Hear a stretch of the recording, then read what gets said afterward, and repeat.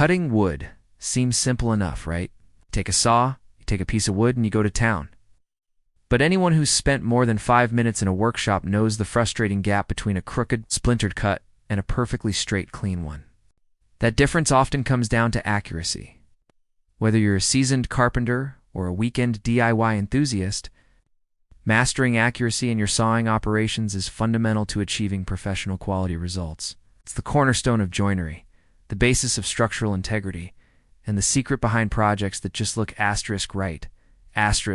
Today, we're diving deep into the techniques and tips that will transform your sawing from a rough approximation into a precision craft. Let's sharpen our skills and get ready to make every cut count, ensuring your projects are not only beautiful, but also fit together flawlessly. The first and most critical step towards accuracy begins long before the saw's teeth touch the wood: meticulous measurement and marking. The old adage, measure twice, cut once, is more than just a catchy phrase. It's a foundational principle. Start with a high-quality measuring tool, like a reliable tape measure or a steel rule.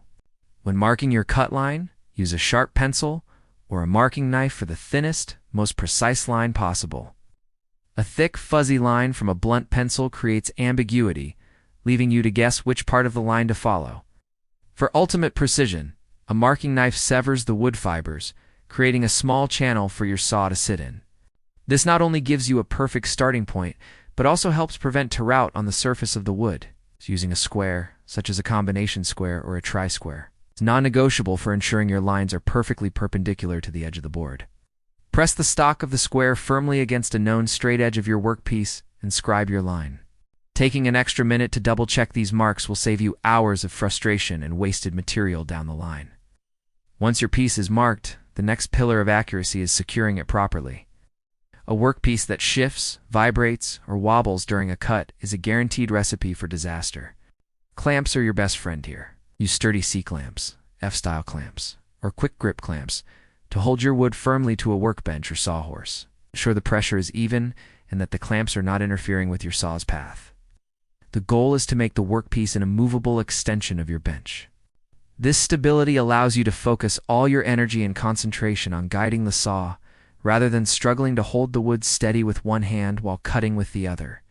A stable workpiece not only improves accuracy, but is also a critical safety measure, preventing the wood from kicking back or the saw from binding and jumping unexpectedly.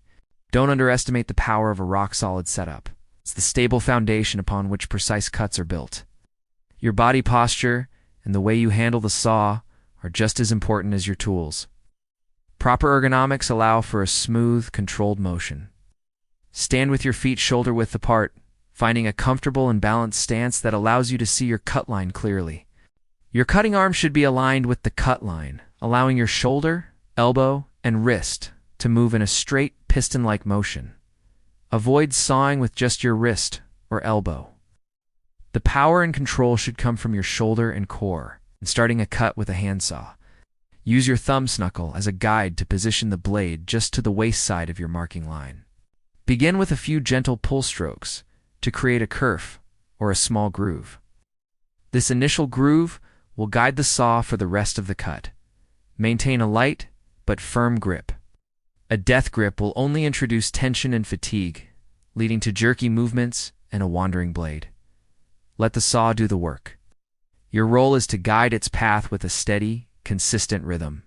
Finally, selecting the right saw for the job and ensuring it is sharp and well-maintained is paramount.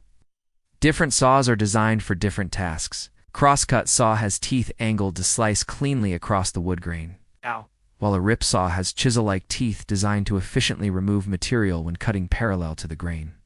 Using the wrong type of saw will result in a slow, ragged cut that is difficult to control.